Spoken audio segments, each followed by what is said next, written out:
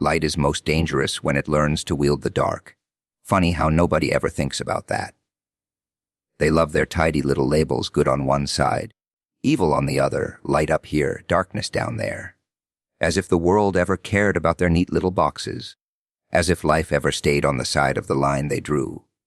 People cling to the idea that light is gentle, pure, harmless, something soft enough to make them feel safe. They forget that the brightest light blinds, burns, exposes every crack they've tried to hide. They forget that darkness isn't always a monster. Sometimes it's just the truth with the lights turned off. But the moment light learns to speak the language of darkness, oh, that's when the game changes.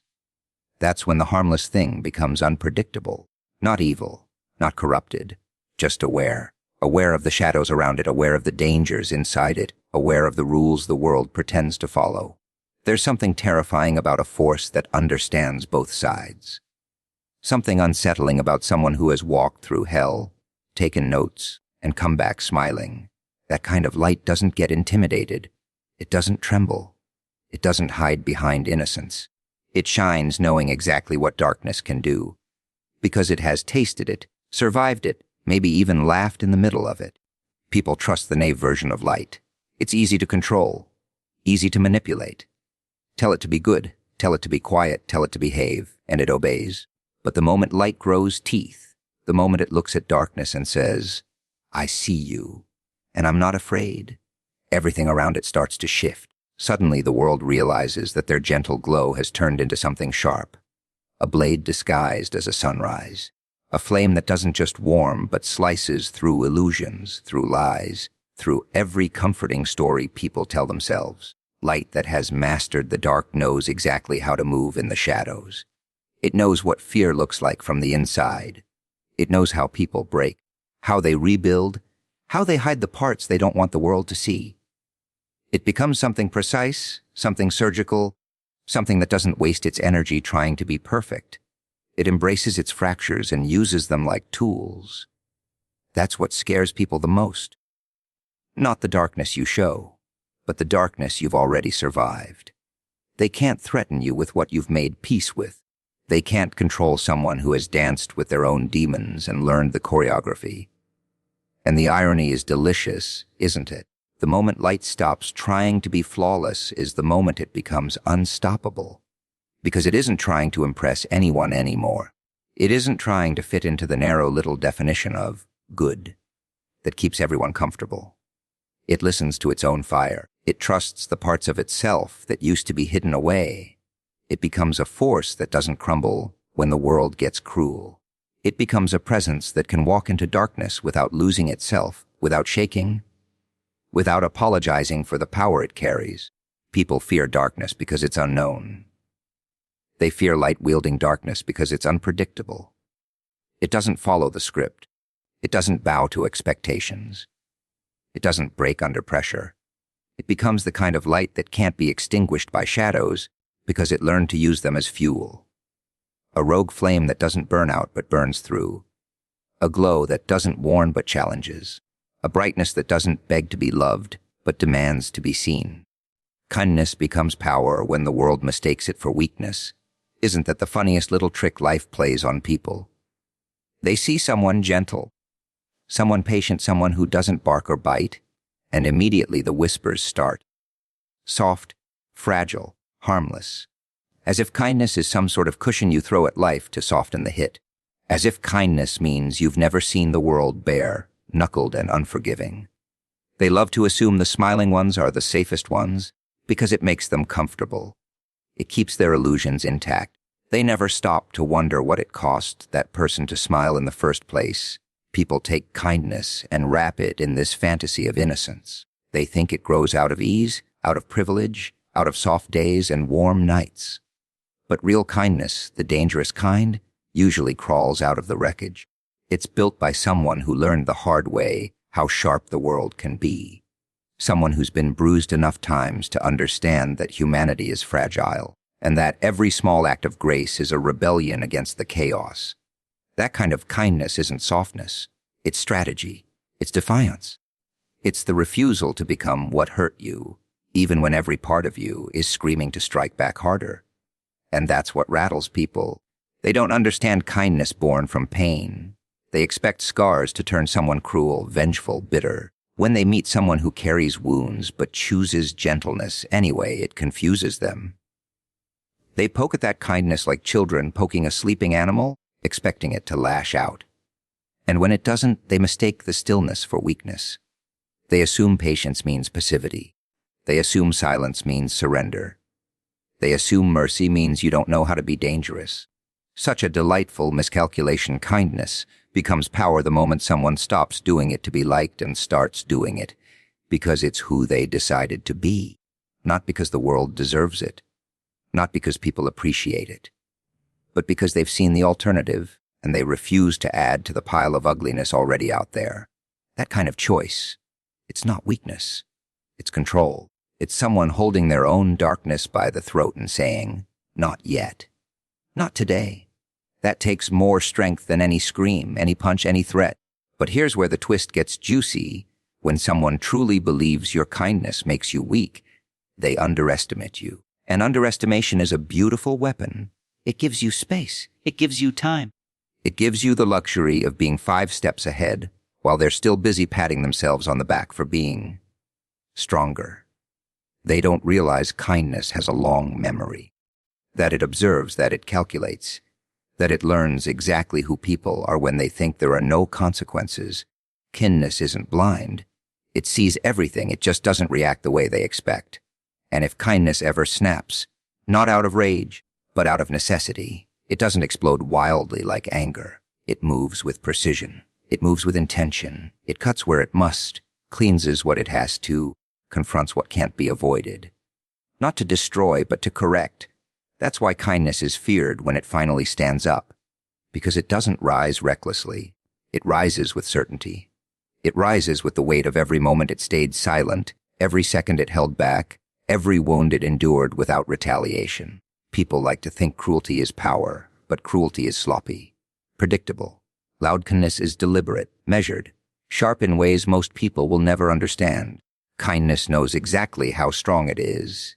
It just chooses not to flaunt it. And the moment the world mistakes that choice for weakness, well, that's when kindness becomes something far more formidable than anyone expected. An earth angel doesn't seek permission, only purposed. And oh, isn't that what frightens people the most? The idea of someone who doesn't wait for approval, doesn't stand in line, doesn't bow to the invisible rules everyone else obeys without question. People love obedience, they worship it. It keeps the world neat, predictable, controllable. But someone driven by purpose instead of permission, someone who acts because they must, not because they're allowed, that kind of soul makes the whole system twitch.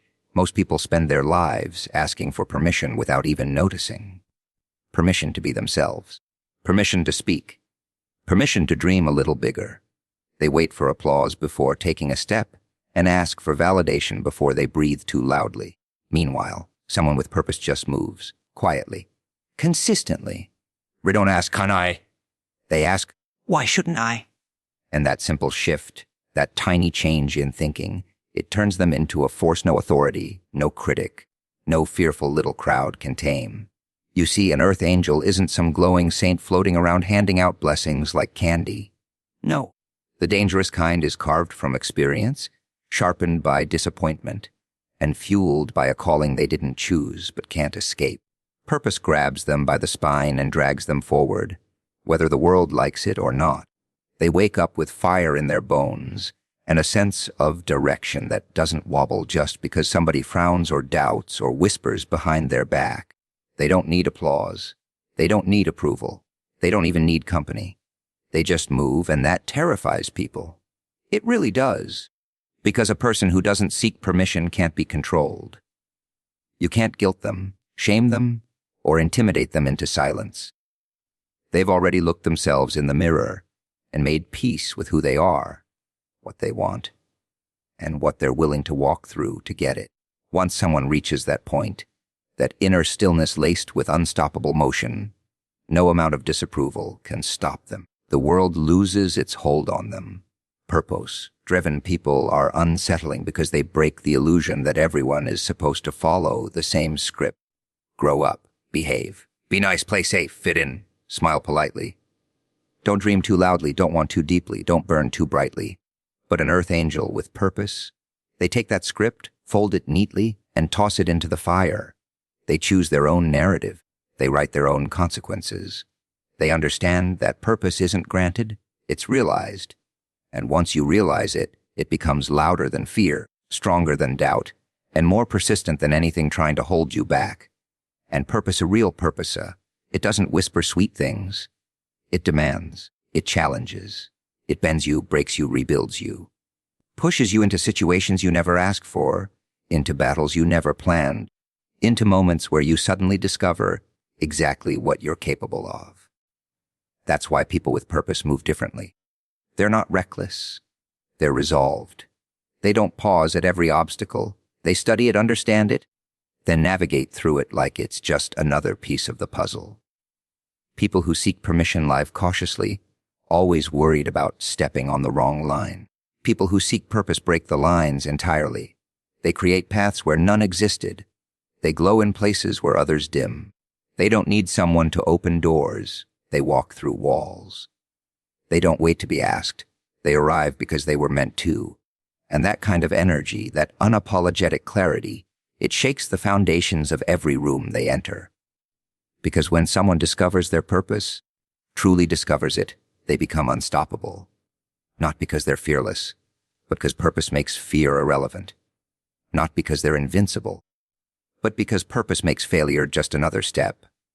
Not because they're better than others, but because they finally understand why they are here and what must be done. An earth angel doesn't seek permission, only purpose. And the moment they find it, the whole world feels the shift. The loudest threats fail. The silent ones transform. Because noise is cheap, isn't it? Anyone can scream. Anyone can pound their chest, swing their arms, spit fire and fury to convince the world they're dangerous. Loudness is the easiest disguise for insecurity. It's the mask people wear when they want to look strong, but don't have the spine to back it up. The world is full of these noisy creatures, shouting their importance, rattling cages, announcing their power like a street performer begging for attention. Threats echo, sure, but echoes fade. What people never notice, or maybe they notice it too late, is the quiet one, the one who doesn't need to roar, the one who sits in the corner, watching, absorbing, calculating. Silence makes people uncomfortable because they can't read it. They can't predict it. They can't manipulate it. Silence hides intention, and intention is far more dangerous than volume. A loud threat wants you to react. A silent force wants you to understand. And understanding is where the transformation begins. Loud threats try to scare you into submission. Silent ones challenge you into evolution. The loud ones point fingers, raise voices, shake the ground in all the predictable ways. But the silent ones, they step into a room and the energy shifts without a word. You feel it before you see it. That presence, that quiet conviction, that sense that they're not here to participate in the chaos. They're here to change it. Not with force, not with fear, but with a kind of clarity that slices through all the noise the world drowns. In most people underestimate the silent ones because they're trained to notice drama, not depth. They mistake calm for weakness, stillness for passivity, softness for surrender. They think the one who doesn't shout is the one who won't fight. They think the one who doesn't argue is the one who can be controlled, until the moment the quiet soul makes a move. One precise action, one well-timed choice, one decisive shift, and suddenly the whole narrative flips. Not because they wanted power, but because they understood how to use it. You see, loudness tries to dominate the outside world. Silence conquers the inside world first. And a person who has mastered their inner world cannot be threatened by someone who relies only on noise. The silent ones spend time observing their own shadows, studying their own triggers, dismantling their own illusions. While the loud ones puff up their chests, the silent ones sharpen their minds. While the loud ones announce their intentions, the silent ones become their intentions. And there's nothing more unsettling than someone who moves with quiet purpose. The loud threat wants to win. The silent one wants to transform themselves, the situation, the whole dynamic. Transformation requires focus, patience, adaptability. Noise gets in the way of that. People who work in silence can see what others overlook, the tiny fractures, the hidden opportunities, the subtle truths buried beneath all the shouting. They make changes where change actually matters, not where applause is loudest. They heal the roots instead of painting the branches. They shift the tide instead of splashing the waves, and the best part, silent transformation is invisible until it's undeniable.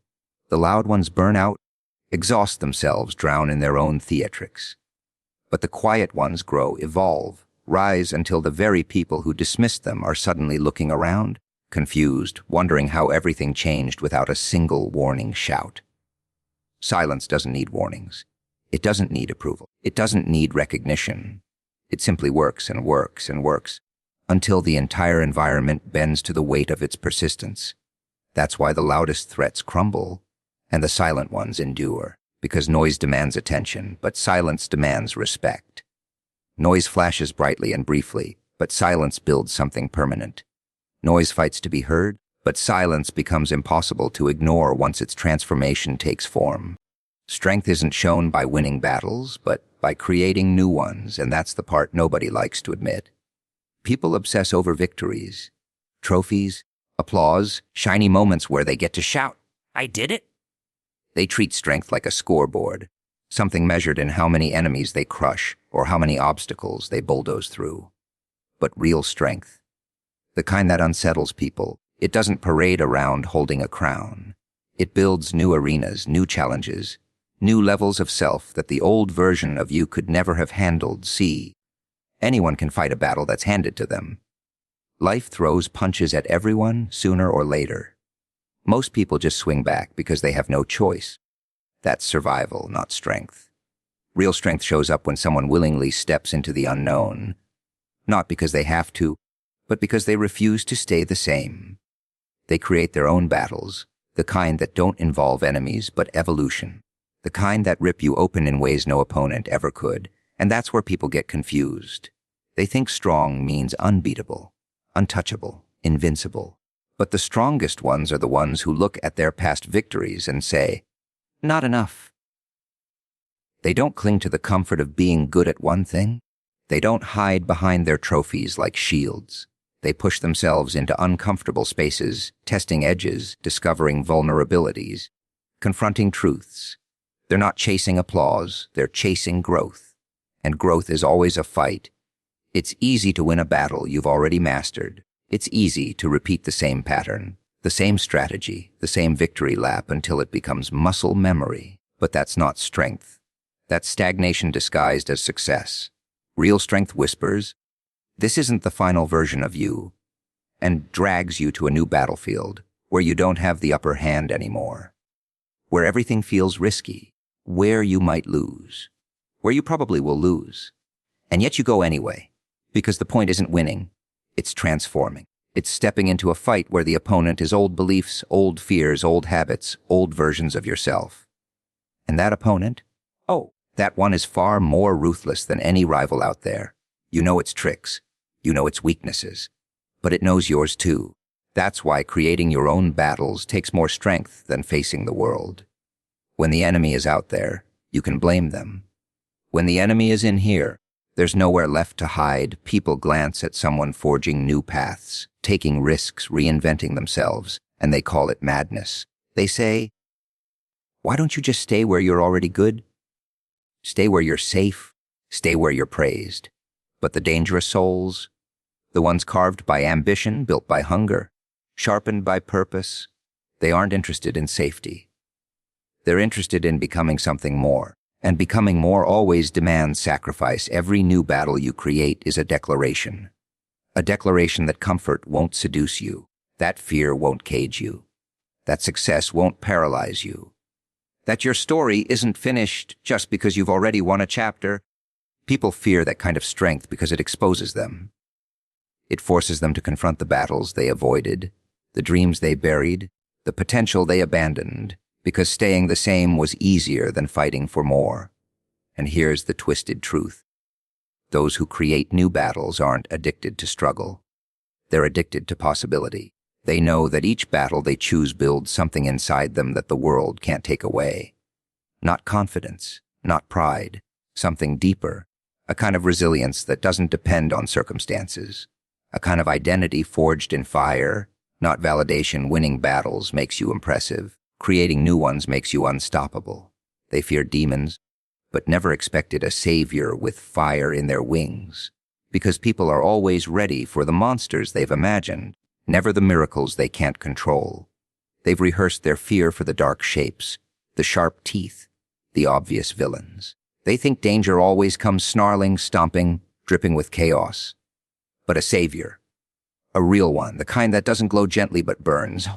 That's the twist they never see coming. People prepare themselves for destruction, not transformation. Demons fit the story they already believe, ugly, loud, predictable threats. Someone to blame, something to run from, something to justify their fear. But a savior with fire in their wings? That's a different kind of threat. Not one that destroys the world, but one that forces the world to confront its own reflection. Someone who looks like hope, but moves like a storm. Someone who arrives not to soothe, but to shake the foundations they're so desperate to keep steady fire. Winged saviors aren't gentle. They don't whisper comfort into the ears of the timid. They ignite something in people, something inconvenient, something dangerous, something alive. And that's what terrifies them. They're not scared of demons because demons simply confirm their beliefs. They're scared of someone who challenges everything they thought they understood, someone who doesn't come to fit in, but to flip the script entirely. The world expects demons to be destructive. They don't expect salvation to have claws, or wings that scorch the ground, or a gaze sharp enough to cut through their excuses. They've been trained to think saviors smile politely, speak softly, follow rules, and keep the peace. But peace is just the silence before the truth breaks through. And truth doesn't walk.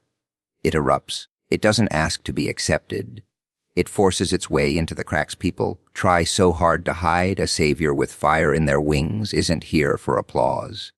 They're here for impact. They don't care if people misunderstand them, fear them, admire them, or try to cage them, because they know something most people avoid. Salvation isn't soft. It's disruptive. It's uncomfortable. It's the kind of presence that burns away illusions and leaves only honesty behind. And honesty, real honesty, is far more frightening than any demon in a storybook. People think fire means destruction, but fire also purifies. It melts what's false. It exposes what's weak. It reveals what's real. That's why they never expect a savior to arrive with flames instead of feathers. Because they don't want to be changed. They want to be protected. They want comfort, not awakening. But someone with fire in their wings doesn't give comfort. They give clarity. And clarity is a blade disguised as light. They feared demons because demons are simple: scream, fight, flee. But a fiery savior, that's complicated. They don't know whether to follow or to run. They don't know whether they're being rescued or rewritten. They don't know if the burning feeling in their chest is fear or hope trying to claw its way out. And nothing terrifies a person more than hope. They didn't ask for a savior with fire in their wings. Moves differently. They don't walk into rooms. They shift the atmosphere. They don't speak.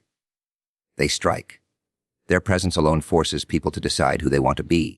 The version that stays safe in the shadows, or the version willing to step into the flames and rise with them.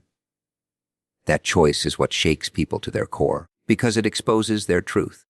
It shows them whether they're ready for transformation, or still clinging to the comfort of old fears. Demons threaten you with what they can take. A fiery savior threatens you with what you could become. And becoming something greater is always far scarier than any monster lurking in the dark.